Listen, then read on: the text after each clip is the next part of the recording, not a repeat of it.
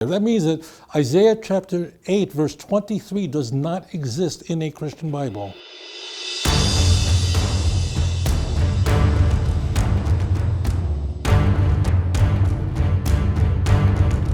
All right, Tovia Singer needs no introduction at all. You're here because you know who he is. He's a world-renowned speaker, leader in Tanakh, and we're very, very blessed to have him here to help to educate us, to guide us through the difficulties, the challenges of the book of Isaiah, and we're in no better hands. So please, Rabbi Tovia Singer. Thank you. Thank you, Tommy. Elisheva, there you are. Thank you so much for opening your home for Torah, for redemption. After all, we're exploring Sefer Yeshayahu, his name, the redemption of God. Many of you introduced yourself to me this evening. I'm very grateful to have met you, some of you for the very first time. Many of you asked me this evening about if I had made Aliyah, if I had moved to Israel already, where do I live? I made Aliyah a little more than 3 years ago, and I live in the heart of Jerusalem, where most of Tanakh was preached and recorded. The very first time I came to Eretz Yisrael, I came to the land of Israel, I'll never forget that moment, and I think most of you will never forget the time you first came to the Holy Land, or what that was like. Traveling for thousands of miles across an ocean, if you're an American, and then looking out the window finally after 11 hours of flying, and you could see in the distance a place so beautiful, a place I'd only dreamed about. And you look out the window and you see the shores of Eretz Yisrael, of the Holy Land, a place that I can only dream about. And as the plane started descending,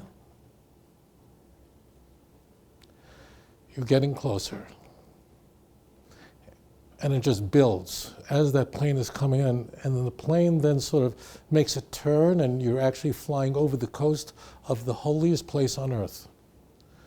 A place my great-grandfather could only dream about. Tovia was his name. He was murdered by the Nazis, Yimach Shemam, in the spring of 1944 in Hungary, when almost all of Hungarian Jewry were murdered by the Germans.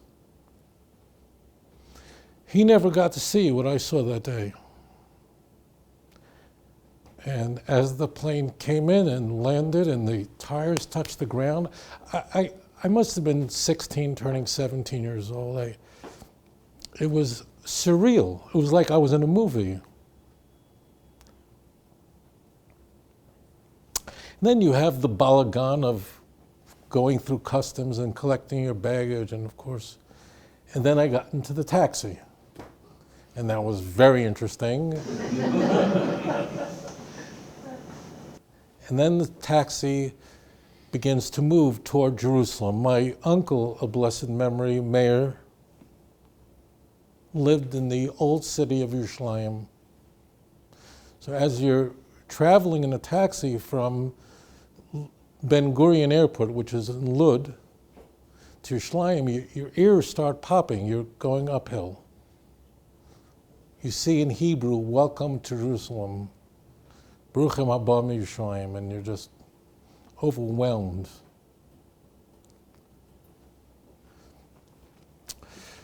And then you see the old city. My face was like right against the glass of the taxi. I was just staring out, looking, and I was so seized by what I was experiencing that it would just overwhelm me like a flood.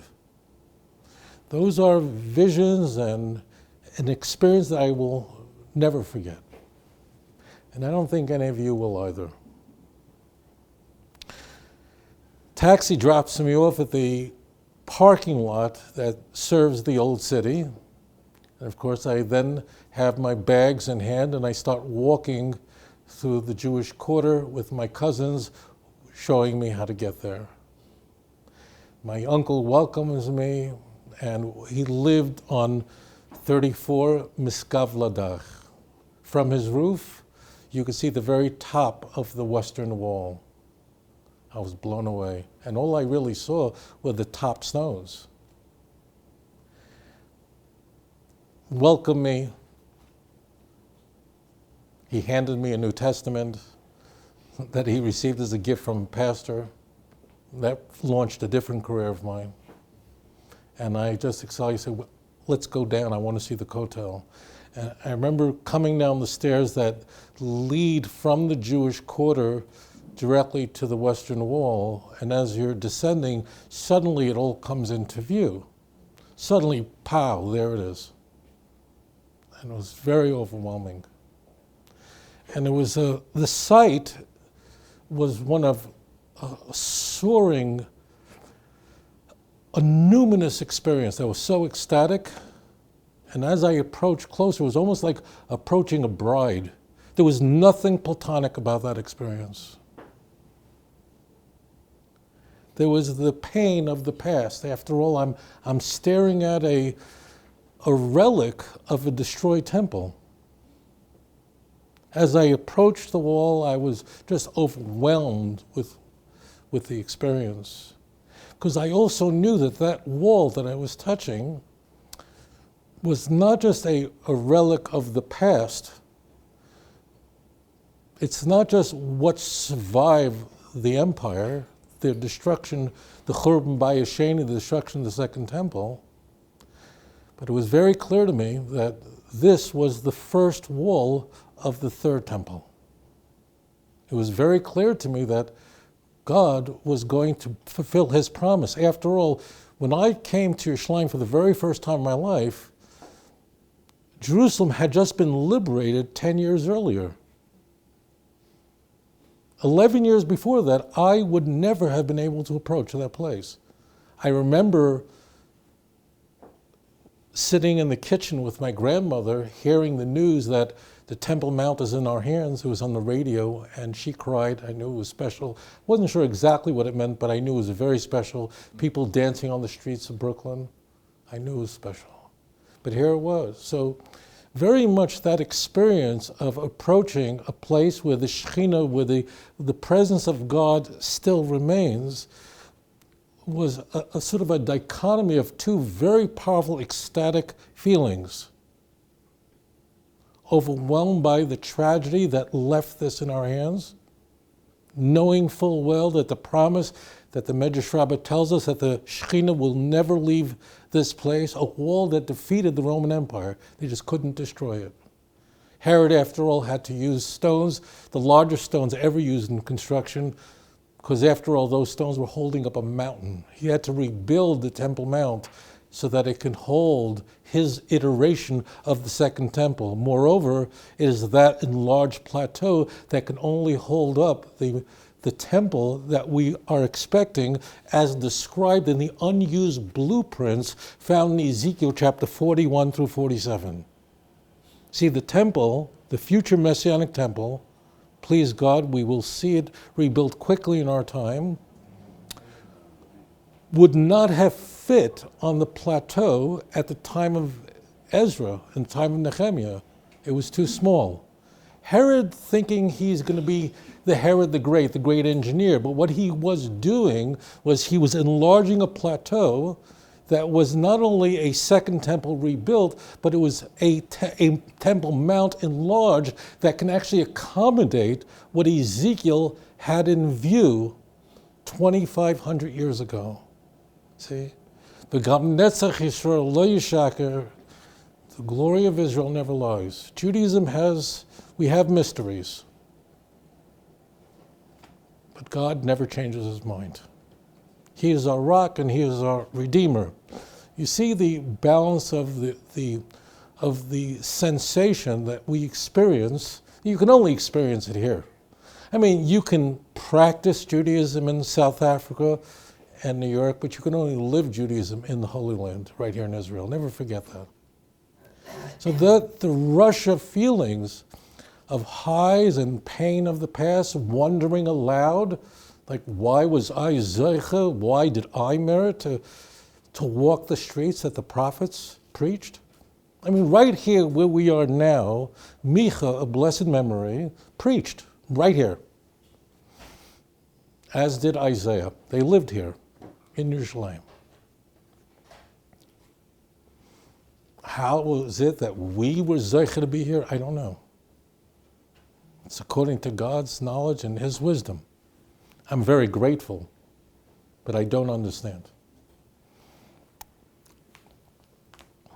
I was told that my great-grandfather was a very special man who went back to Hungary to save.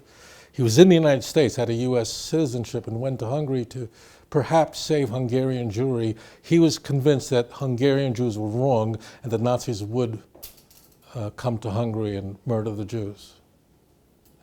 And that's where he died. I couldn't understand why. That's very much what we encounter in Sefer Yeshayahu. Yeshayahu's prophetic career was enormous. And in the time that he preached, right where we are now, he saw one of the greatest catastrophes to ever come against the children of Israel, and he saw the greatest miracle that our people had ever witnessed since the Exodus. Yeshayahu's prophetic career begins in the 27th year of a king named Uzziyahu. Uzziyahu at the time was the longest reigning Davidic king. He served as king for 52 years. In the 27th year of his reign, Uzziyahu makes a mistake. He was a great king. He was a very, very good man. He was loved. He contributed to the growth, the economic growth of the land of Israel, liberating parts of the Holy Land in the south, places that are called Eilat, and other places likewise.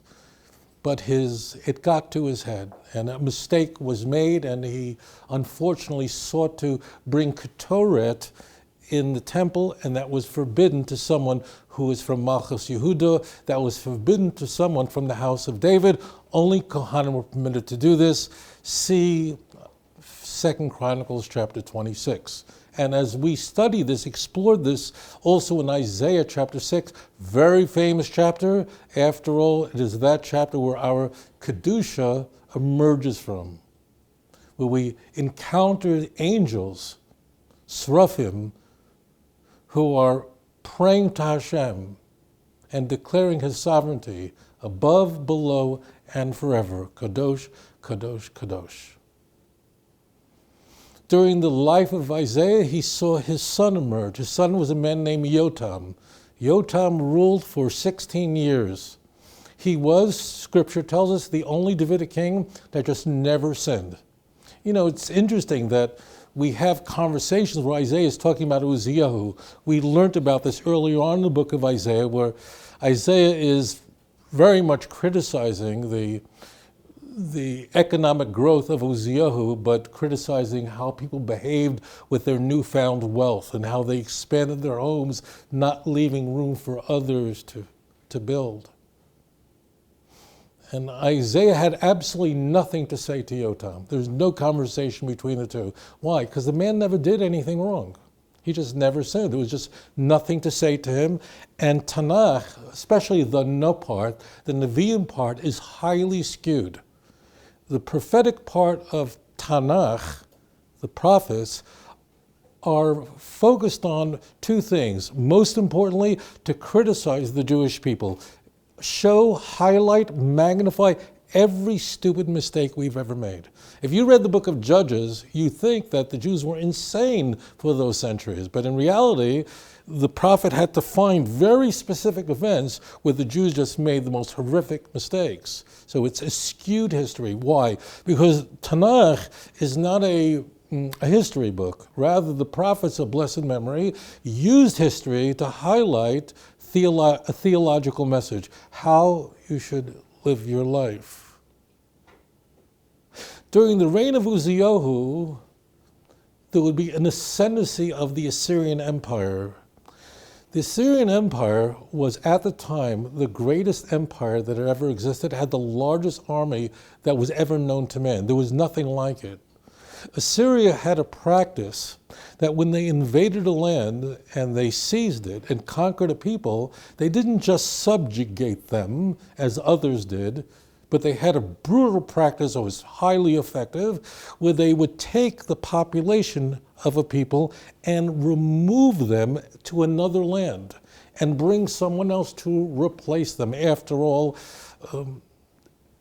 peoples have pride in their national identity. They have a connection to the land.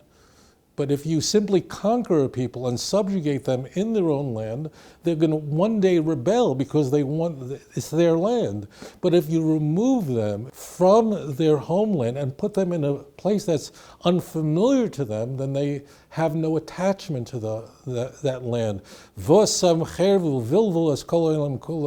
Sancherib came and he literally homogenized the entire world. It's at that point in history that we essentially lost the indigenous identity of peoples in biblical times. We don't know who they are. Of course, God made a promise to the children of Ishmael in Genesis 16 and further on. So the Bnei Ishmael are here. They have a promise from God. The Bnei Israel, we have a promise from God. But where are the Girgashim? They're gone. You want to read about them? You have to go into a library and blow the dust off an old book to find out how they fled when they heard that the children of Israel were coming. One of the 7 nations that actually listened to the admonishment and said, we need to go. They're all gone now. The Assyrian Empire was so powerful that Syria and the northern kingdom of Israel, this was during a period where the nation of Israel, the children of Israel, were divided into 2 kingdoms. The nation of Israel had split shortly after King Solomon died. Rehoboam becomes king, the son of Shlomo HaMelech of King Solomon. There's a demand among the people for lowering taxes.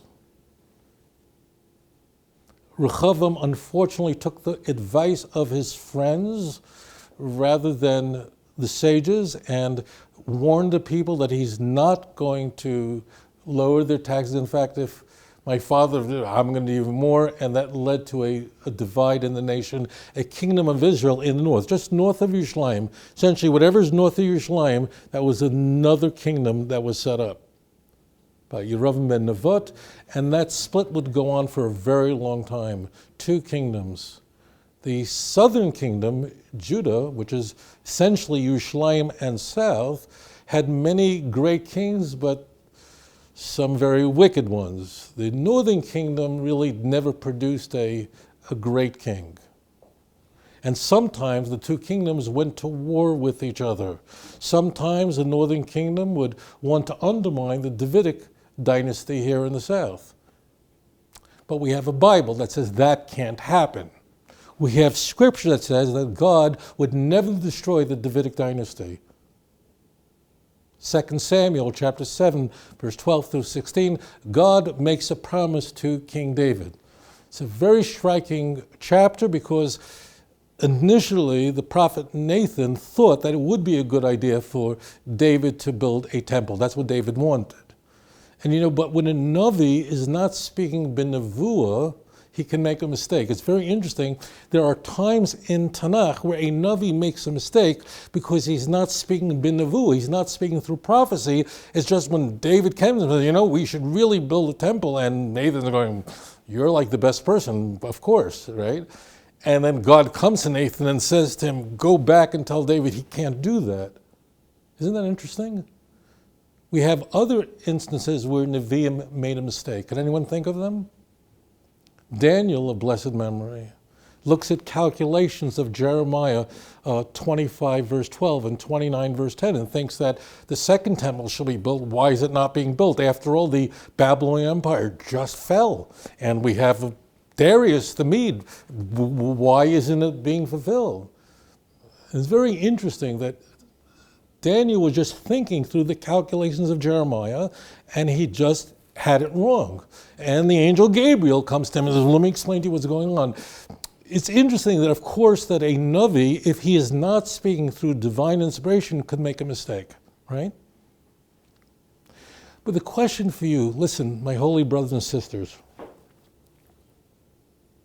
this is very tight. I never taught this before. Why would Tanakh see it fit to tell us about mistakes that Nevi'im made? Nevi'im were the greatest men and women that ever lived. Why does it make it into the corpus of Tanakh, into the canon? Like, why record a mistake that they made? And isn't it interesting that the mistakes that they made always are connected to the Geula? People very smart, very bright, very knowledgeable could look at a series of events historically and go, I don't know if we need a Jewish state, and I don't think it's a good, but are you acting on Nevuah or not? And why it's these principles become seared in Tanakh as a sign for the redemption. Be very careful. If you're not operating by Nevuah, you have to go out of Scripture. If you're not operating out of prophecy, you have to go through Tanakh. And Tanakh tells us the order of events that will occur in the final redemptive process. And it's a process that I believe we are observing right now. Very important message that's conveyed. So here we are.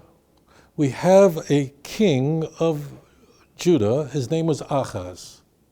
Achaz was the son of Yotam. You imagine you have a father who was perfect, who never sinned, and Achaz is a son who is not just not a very good king, but he's the most wicked of all the Davidic kings that have ever lived. Worst, absolute worst.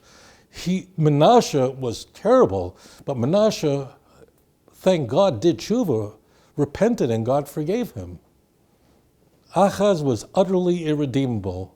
He served as king for 16 years. He became king at the age of 20. He was dead by the age of 36.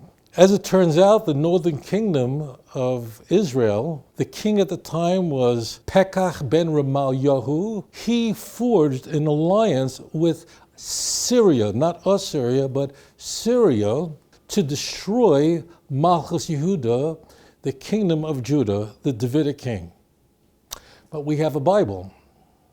And God promises that, I know you, David, can't build a temple, but I promise this, the Davidic dynasty, your descendants, it will never be removed from them.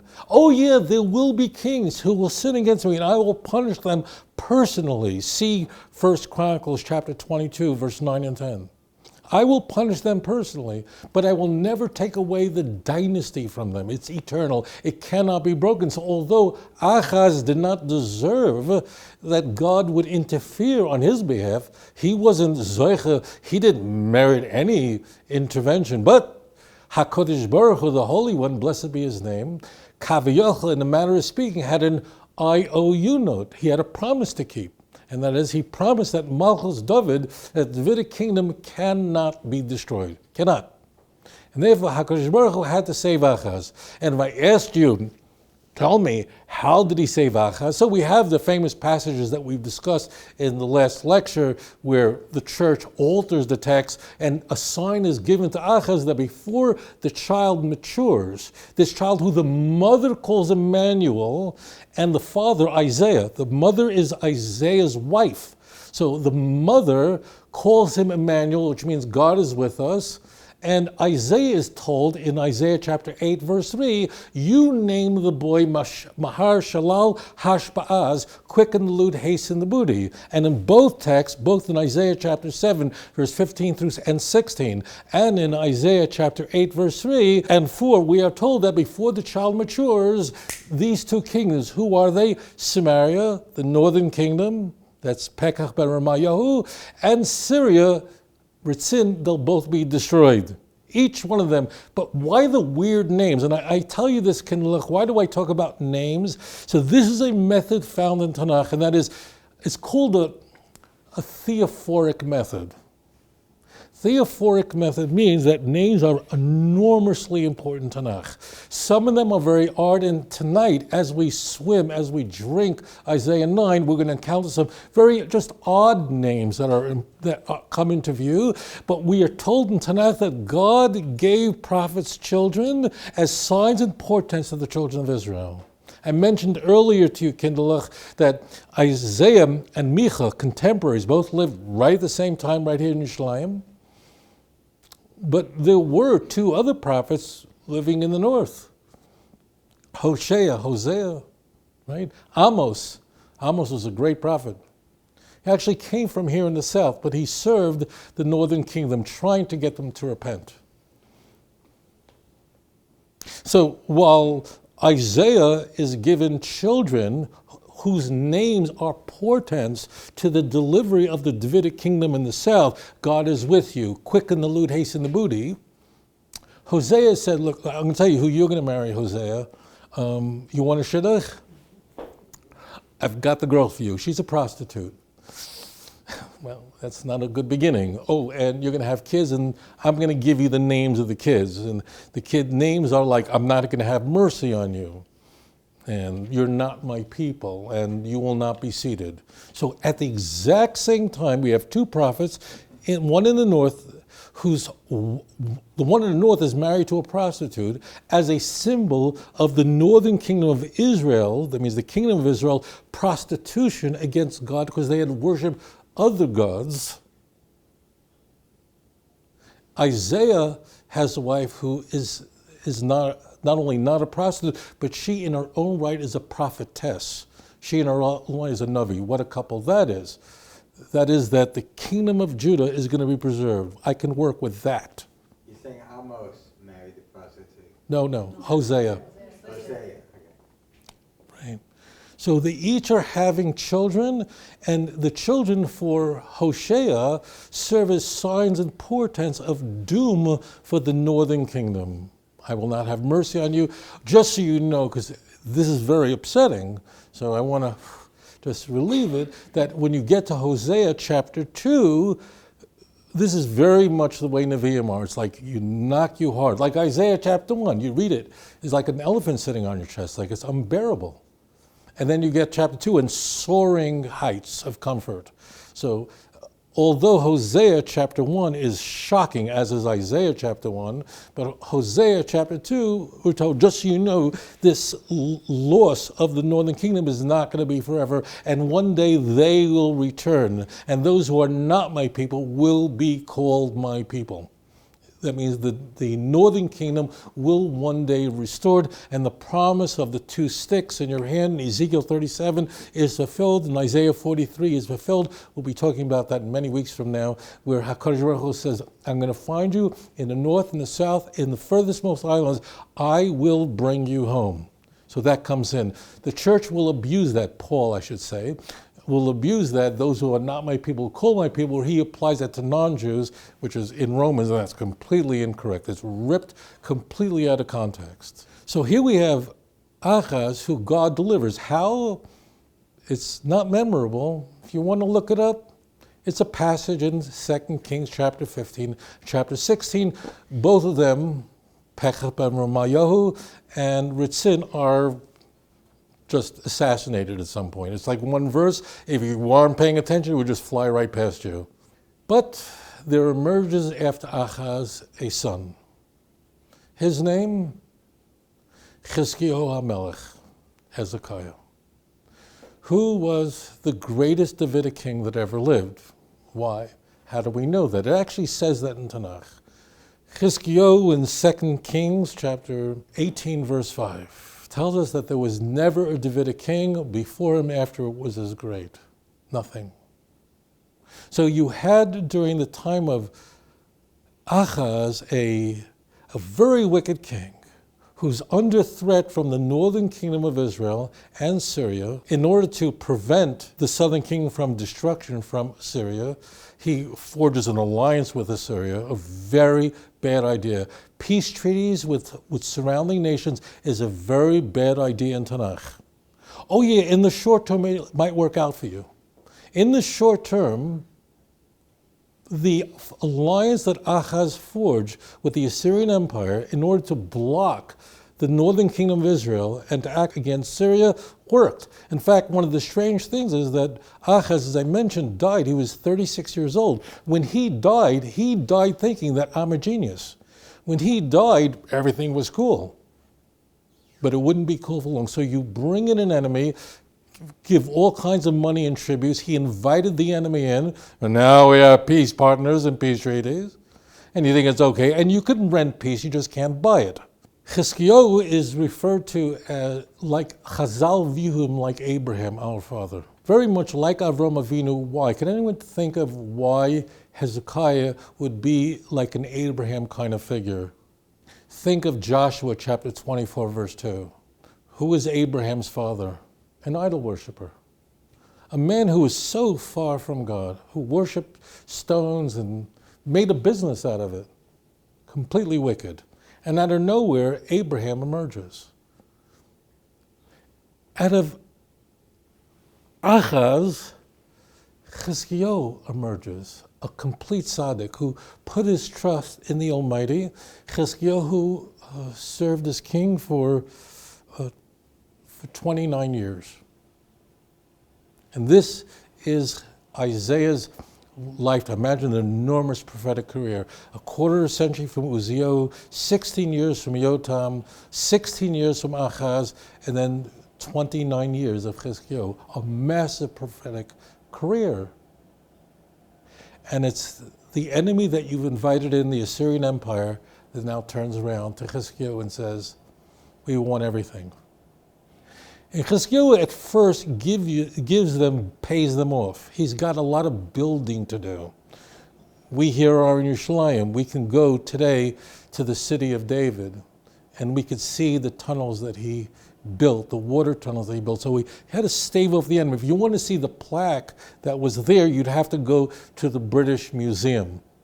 This is not a good time to go because it costs a fortune to stay at a hotel at this moment. But somehow the British had a way of going to a country and just taking all the artifacts. So, but very much so, though he was holding back the empire, but then finally Chizkiyahu, suddenly at this very time, Assyria had meant business. They had destroyed the northern kingdom in three massive ways. The northern kingdom was destroyed. They were carried away north. He started with Naphtali and Zebulun, that's all the way to north, and then he went for those who were on the other side of the Jordan, Reuven, Gad, took them off. And the most brutal, the most explosive part of that exile was what occurred in Samaria. It was horrific. People really are convinced, incidentally, that the Assyrian Empire only damaged or harmed or destroyed the northern kingdom of Israel. That's not correct at all. They devastated Yehuda. In fact, well over 40 cities here in Yehuda were utterly eviscerated. The largest, the most famous, and the one that you can visit and see the destruction is Lachish. Everything was destroyed. Lachish is a very, very important city. It was a fortified city. It acted as a barrier for the land of Israel, and it was utterly destroyed by Sancherib. And now the Assyrian Empire was coming for Hezekiah.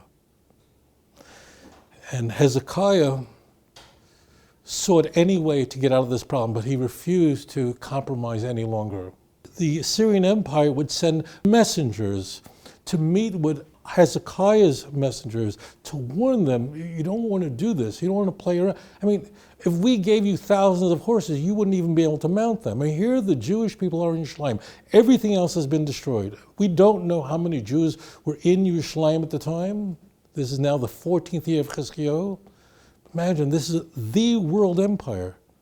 It wasn't like there's America, but there's China too. And no, that was the Assyrian Empire, that was it. And here you are in Jerusalem, surrounded. The ancient walls can be seen in the old city of Yerushalayim today. It's right outside the square in the Jewish quarter. You can actually see the Assyrian wall. I mean, it's a wall during the time of Assyria. It was a Jewish wall. Think about the next time you view it, how thick it is. It's got to be about 20 feet thick. It's Assyria-proof. Why so thick? I mean, We tell people when they see today's old city of Yerushalayim that, whoa, these walls are big, which are only like 500 years old, right? It's just from Suleiman. And they're like, whatever, 10 or 15 feet. This is much thicker. Why? It had to sustain through the Assyrian Empire. It was Assyria-proof. A man named Rav Shaka. Shaka was an apostate Jew, a person who therefore spoke Hebrew fluently, had completely become an apostate, and he worked on behalf of the Assyrian Empire. We have Jews like this. I know you never heard of such an idea, but there are Jews who actually sell out on their people, on their heritage, on their nation, and join the enemy and become the most visceral enemies implacable enemies of our nation. That was the case at the time as well. What happens? Rav Shaka comes to the emissaries of Chizkiyahu and warns them destruction is coming, give up, surrender. Once again, the Davidic kingdom is under enormous threat. A letter is given to Chizkiyahu. In it, it outlines that destruction is imminent, surrender. Chizkiyahu takes this letter in 2 Kings chapter 19, verse 14. Read it through verse 20 when you have time, if you want to know how to pray. Hezekiah goes into the temple, throws down Sancherib's letters in front of God, and begins to cry. You ever wonder why some prayers work and some prayers fail? How did the great prayers work? Why were they successful? And why do other prayers just seem not to be answered or are not answered at all? So in our Holy Scriptures, we have many prayers, the recordings of some of the most ecstatic supplications ever confessed by any person in history. Moses entreats God not to destroy the Jewish people after the golden calf. And he places an argument before God in a prayer to not do that. Chizkiyahu HaMelech, here I can imagine, there's 185,000 Assyrian soldiers surrounding Yerushalayim. There was no old city, it was just, that was it. You know what 185,000 soldiers is? You know what that would mean today, right now? I mean, when the United States went to war against Saddam Hussein and created a coalition force in order to turn Saddam Hussein out, get him out of Kuwait, the entire force was 67,000 fighting men and women. That was it. This is in the modern world. In the ancient world, Paul Johnson, a great historian, not Jewish, in his view, given the world population, that would be the equivalent of today mounting an army of 4.2 million people. It was just an unimaginable number. And you're surrounded. There's nothing you can do. Prayers that work are the kind that you'll encounter with Chizkiyahu. Chizkiyahu, how does he make a case to God to please spare Jerusalem? Now, logically, we would be going like, I don't want to die, right? Like, please don't kill us, please save me, right? That would be, I think, that would surely be my instinctive response, please. You know, someone wants to be married, please God, I want to be married, can I find a husband, right? My friends, they're married. I got 2 friends with kids. Do those work? No. Chizkiyahu's effort is the one that is Daniel's effort, is the one that the effort of Moses, the supplication of Hannah in 1 Samuel chapter 2. Chizkiyahu says this, so if you want to know how to talk to God and actually turn history, this is how you do it. He's such a tzaddik. He said, so the instinct is get us out of here. We're in, please, right? That would, he If Jerusalem would be destroyed, what will the world say about you, the God, the true God? I mean, all these other gods are false. They're wood and stone. They're nothing. But you are the only true God. If Jerusalem is destroyed, what will the world say? It would dishonor you. If I don't have a child, what would that do for your name? Hannah then promises that her son will surely be devoted to the temple forever, if only. And that's Chizkiyahu's supplication. It's really very moving. I think throughout this whole presentation, I've been like an emotional wreck. And the reason is that all of this is so intense, so gripping.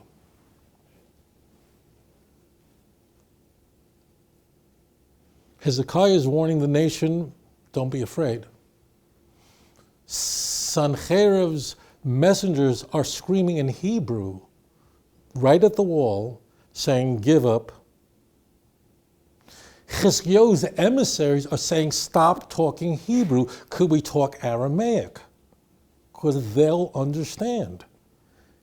And they go, that's exactly what we want to accomplish, which tells us that although the language of the Jews during the Second Temple period, or for a good part of it, was Aramaic, in the First Temple period, people spoke in Lashon Kodesh. That was the language of conversation. Aramaic was sort of this outside language. We see that reverse, and we actually have the language of the Jews. In this event is described in many, many sources, not only in Tanakh, huge. In Tanakh we have Isaiah here, which we're going to devour tonight. We have it also in Isaiah chapter 36, 37, 38. We have it also in 2 Chronicles chapter 32, and marvelous in 2 Kings chapter 18 and 19. Marvelous. We not only have these events described there, but we have it in many sources outside of Tanakh. We have it in many relics, Assyrian relics, like Sancheriv's prism, which is where you would expect to find it, not in the New York Public Library, but yeah, it's in. I mean, if you go to England, the weather's not perfect, but they do have a great museum, and it's in that museum that you have the prism of Sancheriv, cuneiform, six-sided, and there's a lot of stuff in there, but what's very interesting is this story comes up. Of course, there's nothing in there about what is going to happen to the Assyrian Empire, to the Assyrian soldiers, but it describes Chizkiyahu that he's like a bird in a cage, but nothing else. Nothing else, because you're going to see what's about to happen. I was doing a show, just an interview about I don't know, maybe it was a week ago. It was an unusual interview because this is like a staunchly atheist show. Now, I'm on a lot of shows where the people are atheists and they ask me all kinds of questions, but in this one they really were going at it with me about why I believe in Judaism. And one of the questions raised is like, why didn't the Egyptians write anything about their defeat? It was on the date, on September 5th. Why would I remember that? Because it was the 15th anniversary from when Israel destroyed the Syrian nuclear reactor in 2007. I said, well, Israel knew we know now for about 5 years, in 2002, that Syria was building a nuclear reactor, and they just went in and destroyed it, but strangely, the Syrians just don't talk about it. They don't talk about it because people don't talk about their defeats. We also have Herodotus, which we'll talk about in a moment. Herodotus is a Greek historian called the father of history. He was out of his mind, actually, but he's the father of history. He lived he's a Greek historian, and he lived roughly 300 years after the events that we're describing here. Isaiah comes to Chizkiyahu and says to him that it's not going to happen. Hashem has heard you. Chazal tell us it was a Pesach night. Imagine being in Yerushalayim. You can hear the clashes of the horses and swords all around Jerusalem. Imagine celebrating a Passover Seder, not knowing how much longer you can live, if you would even survive to the end of Passover. And that's how you go to sleep. On the 15th day of Nisan at night, you go to bed, and the next morning, the first day of Passover, you wake up, nothing. Silence. Silence. People crawl up the wall to look over, and all they see are dead bodies. The entire Assyrian army completely annihilated. I mentioned Herodotus because Herodotus interviews Egyptian priests. For reasons that are beyond the scope of this program, Egypt was very, very concerned about the Assyrian armies as well. And when Lachish falls, you can imagine how frightened they were. Herodotus tells us that according to the Egyptians, there was a plague of mice that spread throughout the army of the Assyrians and just destroyed everything they had, and of course they all died. What I want to convey is that this was a monumental event which historians subsequently try to figure out what happened, because it was so well known about the destruction of an army so massive, the world never seen anything like that before.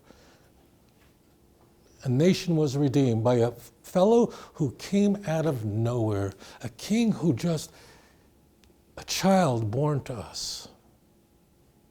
Where did you come from? He's telling the Jewish people, his nation, remain faithful, trust HaKadosh Baruch Hu. Let's look inside the text a little bit. Isaiah's use of the Hebrew language is unparalleled.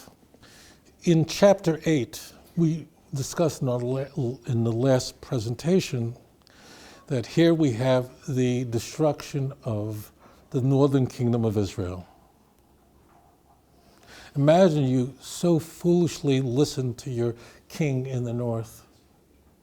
So foolishly you believed in these false gods and brought offerings and Dan, and Isaiah condemns this. He says, in fact, the people who in the north who see the destruction are just walking around cursing their king and their gods, going, what have you done? Utter destruction. Verse 22. Ve'el Eretz Yabit, and to the land, just looking around. He's describing now what the north looked like after the devastating destruction. Yabit is to not just look, but to just gaze, just shocked. V'hine, and behold, Sarah, just misery. V'chashecha, that's going to be an important word. Utter darkness. Muaf, Sukkah, Va'afela, Menudach, an imposing darkness and gloom over the whole north. There was nothing. It's very important, because as we come to Isaiah chapter 9, suddenly everything changes. The people who walked in darkness have seen a great light. Those who dwelled in the land of the shadow of death, it was so imminent, light showed upon them, and they rejoiced over what was in front of them. It was a marvel. In the next verse, in verse 3 of Isaiah 9, Isaiah does something which prophets do frequently, is if you want to know what this event was like, because it was a complete miracle. All the Jews could do was sit here in Yerushalayim, and God had destroyed the Assyrian army. Could you think of a time prior to that when, through a miracle, God destroys an enemy people? Egypt. Okay, so Egypt, but can we go past Egypt and after the Jews are in the land of Israel, we have an implacable enemy, terrorists here in the land of Israel, Midianites, terrorizing Klal Yisrael for 7 years, and God sends an angel to a great man who would emerge as a judge, Gideon, and says, we got a plan here. You know how it goes. Gideon just completely can't believe. I need signs, I need to know. Ultimately, a big army is amassed, and God said, no, that's way too many people. Well, I'll tell you how we need to get this down, the numbers down, dial it down. This has got to be something very special. And finally, 300 soldiers are left.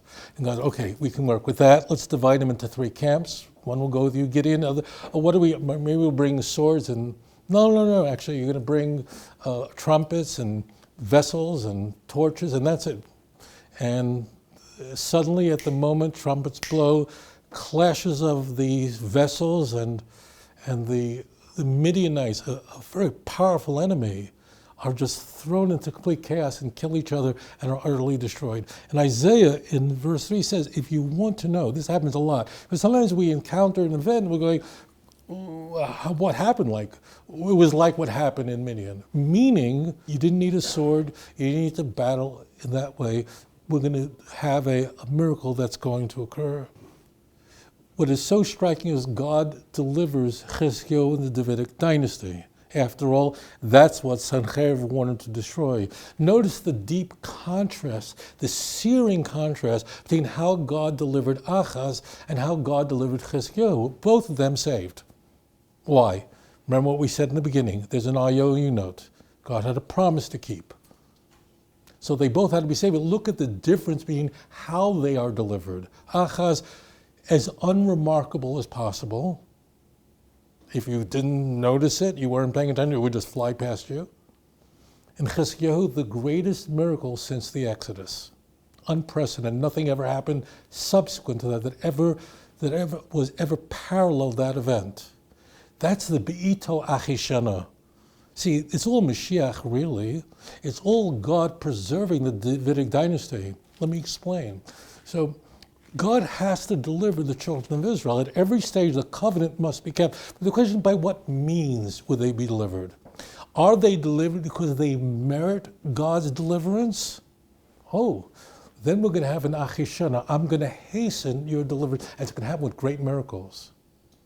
Am I going to deliver you because not that so much that you deserve it, but I got promise to keep. I'll still give it. I'm paying up the IOU note, but it's going to be more like Achaz, and then it's going to be Be'ito. That's what's really happening. That's why this is all Mashiach, really. That's why Yeshayahu is all Messiah. It really all is Mashiach. It's all the information we need to look at the world to be, and see Pisa Yeshua, to be a watchman for the redemption. One of the things you will be asked when you're 120 years old, the Talmud Shabbos Daf Lamed. The key is what comes to view is Mashiach. Not how the church plays with this. And we're going to see this text has become the most corrupted passage in all of Tanakh. But everything in Yeshayahu is Mashiach. And if you don't understand it, you need to ask Hashem, oh Hashem, I want to understand this verse, this passage in Isaiah. Would it be that Ata chaynin li adam das, would you only give me the wisdom so I can understand these passages? I prayed for many, many verses in Tanakh where I just threw my hands up. I said, I don't know what this verse is doing there. And just pray and ask HaKadosh Baruch for the knowledge and wisdom. After all, when we pray the Amidah, the 18 benediction, the Shemona Esrei, the first bakasha, the first request is das. We're asking for wisdom. Without wisdom, nothing happens. So what comes into view is the preservation of the Davidic house. The Mashiach, after all, is the fulfillment, the ultimate fulfillment of the Davidic promise that David will be restored. In fact, Mashiach is called David throughout the prophets. He's called David all over the place. Hosea 3, 4, and 5 in particular. Ezekiel 37, verse 24 and 25. You all know these verses, you just may not know the number. He's David, David, David, because it's all the promise that David will be restored. The promise I made to David 3,000 years ago will be fulfilled. But the question is how? Is it going to be an Achaz salvation, or is it going to be a Chizkiyahu delivery? Got it? That's what's really going on. It's like we know from Tanakh what the score is, l'havdil. At the end of the game, we just don't know how that's going to happen. We know at the end it's 1-0. We know the score, but how did it 1-0? Did the striker do an amazing shot, or the goalie made an error? Was it a penalty? That's what's in Tanakh. Utter chaos in how you get there, but I will deliver you. That's what my Bible says. Got it? That's what's going on here. So it is all Mashiach. Now we're going to go into Chizkiyahu.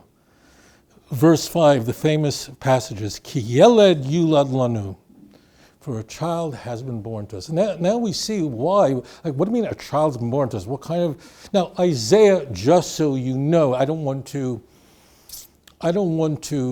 create an illusion here. Almost all of Isaiah is poetry, figurative language, okay? So you got to know that going in. almost nothing, with the exception of 5 chapters, almost nothing here is standard prose. Nothing in Isaiah, except for a few chapters, just a handful of chapters, nothing reads like Joshua. Nothing. So if you're expecting that when reading Isaiah, fair. So it's important to know that I don't want to go like Isaiah, just suddenly, no. It's all this very ecstatic language. And although you may go, oh, gosh, that's tough, the point I will keep telling you is that there's an advantage in Isaiah over Joshua, over Judges, over Samuel, in that when you read Isaiah, you know exactly what he's talking about. And sometimes you can read a story, an event, a historical event in Samuel, and you're going, why am I being told this? I mean, the story is great. It's easy to read, but I have no idea why that's in the Bible. And if you don't know, ask HaKadosh Baruch Hu. With Isaiah, you always know why it's there. So the nation screams out, a child was born to us, Ben Nitan Lanu. A son was given to us. Now we understand why he's called a child and a son. She's like out of nowhere. Like, what? Who's his daddy? The worst person ever. And notice the verbs are all in the past tense. Ki yelad yulad lanu. A son was given to us. In the Hebrew, it's the perfect tense. The church is going to, I don't know how to say it, the church is going to assault, molest these passages. All the verbs are changed from the past tense and the future tense.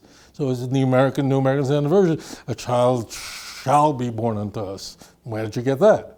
And why does yulad everywhere else mean was born, but only here it means shall be born? The King James, a child is born to us. So we have this weird,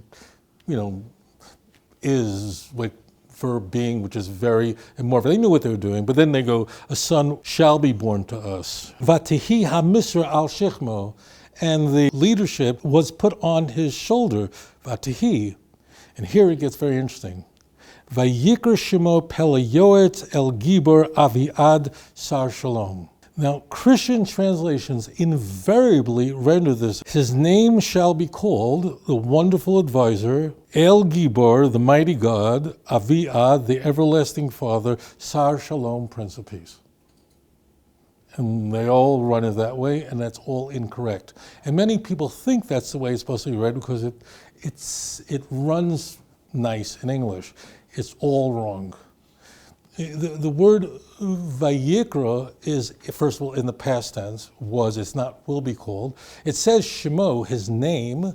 Now, just so you know, like the NIV and other translators actually literally surgically remove the word name because they want this kid to be Jesus in the future and speaking about his name. So that could be removed by some English translators. But what happens is the word Vayikra is in the active voice, not in the passive voice. If you wanted to say a son shall be born to us in the passive voice, the way the Christian Bible is, it would say Yikare, Vinikra. It wouldn't say Vayikra. Number 2 is by moving this around, what you're doing is you're just confusing the subject and the object utterly.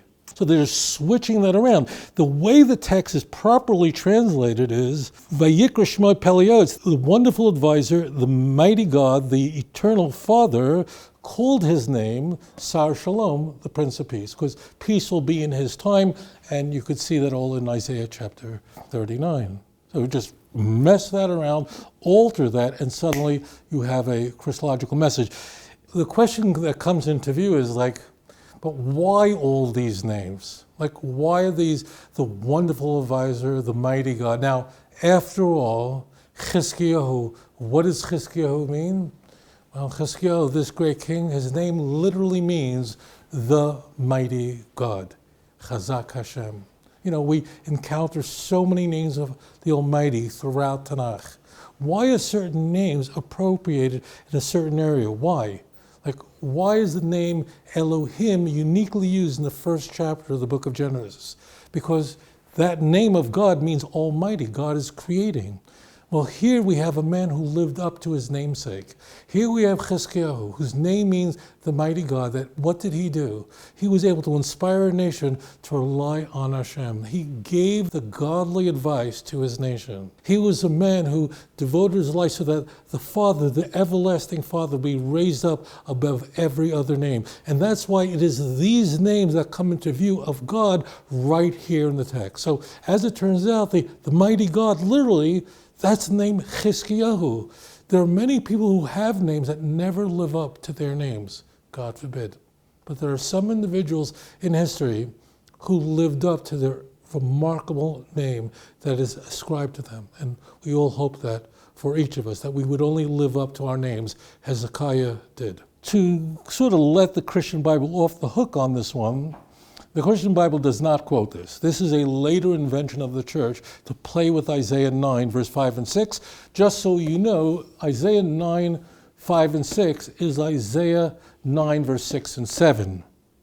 Very frequently, more often than not, the reason why we count the passages differently is for reasons that are not nefarious. In this one, it is nefarious.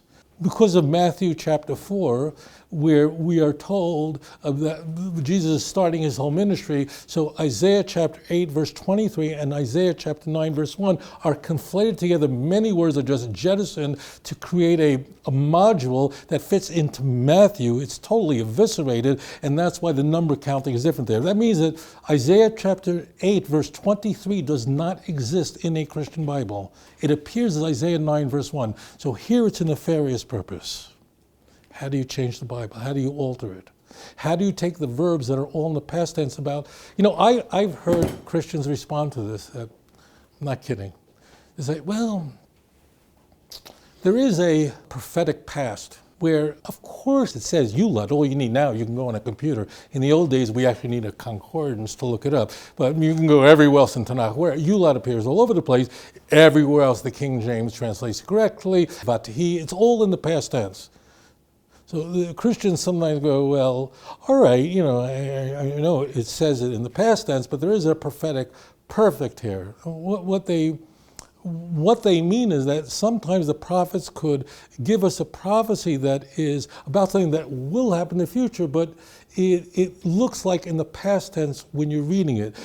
Now that sounds complicated, and it really isn't. So let me give you like an example that you all are familiar with. Zechariah 8:23. Who doesn't know that passage where the nations will come, 10 Gentiles of all the nations will come and grab the hem of a Jew, right? And they will say, let us go with you if we heard God is with you. So we have there, well, of course, it's in the future, they will say that. You follow? But don't play with the translation. Don't alter the text. I remember one night, I don't know, I just had, I think, 2 shows, interviews, one after the other. And I was just mentally exhausted. Each one probably an hour and a half. And I'm just on YouTube. We've done this. You're just on YouTube and just looking up anything. How to properly, cut up avocado without killing yourself. How to properly, make rice sushi. Who knows? Like you look up something on YouTube, and it's a way to sort of just sit there and go, "Holy smokes, the Japanese eat that stuff," and you just can't believe that, right? There's this YouTube video that just somehow comes up where it's how in London's airport they catch people who are smuggling drugs into England. So they sort of show you a guy walking around, and I don't know, the customs immediately are looking at him, something doesn't look kosher about him, and then they go, okay, we're going to stop him because something came up. And it's very intriguing because you see the whole thing build up and you go, oh my God, this guy's in so much trouble right now. He doesn't realize he's on YouTube. Anyway, you're watching this whole thing and they're building it up, and how the customs guys who are there are trained to look for the identifying features of people who are bringing in illicit, smuggling drugs and so on. They say, sir, would you, well, none of us want that to happen when going through an airport, but this guy, and they go, we need to check your bag. Some red flag was triggered. And as they're, I can't believe I'm telling you this story. So as they're going through his bag, this guy is looking very nervous. He looks to krachen, to harget, to werfen, his face is red, and he's very, very uncomfortable, and they notice that how uncomfortable he is, and he's going, you have to do it, and they're opening up every pocket and cutting open the seam in the suitcase and going through his jacket and everything, and the guy is going, and the narrator is behind going, this looks very suspicious behavior, and the guy is going, and they're not finding anything. Nothing comes up. But the red flag is so strong that they decide to, like push it further. Are you sure you're not carrying any drugs? Do you know anybody? Are you the only one who packed the suitcase? Are you the? Yeah, I didn't pack anything, and there's no drugs here. No, could we finish this up? And he's more uncomfortable with the situation as things progress, and they're utterly convinced that something's not right here. So, well, we have to do a body cavity search. We have to do that. To make the story short, they discovered they had these whole vials of cocaine where a person sits down, which might explain.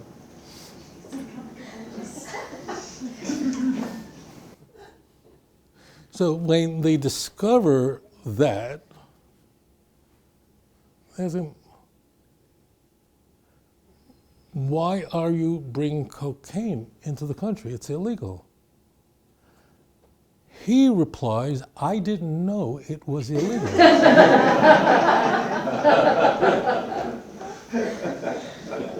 And they then ask him, then why did you stick it there? I mean, if you didn't think it was illicit, why did you put it there? The question for the church is, if in fact there's a prophetic perfect, if in fact you can have a prophecy that will happen in the future, but it's talking about something, if you can, then why not translate it properly? Why are you hiding it there? Why are you playing the game of hide the ball? Why this false shuffle? After all, look at the context. The context is always determinative, and listen carefully.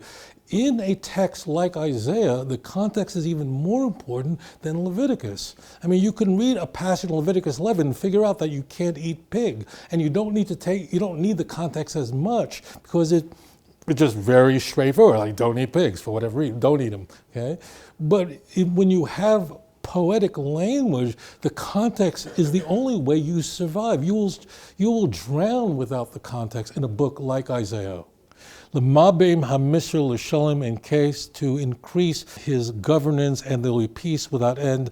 Akisei David, on the seat of David, and his kingdom to sustain it through justice and righteousness forevermore. Justice and righteousness, the only way the redemption can come about. Isaiah chapter 1, verse 27.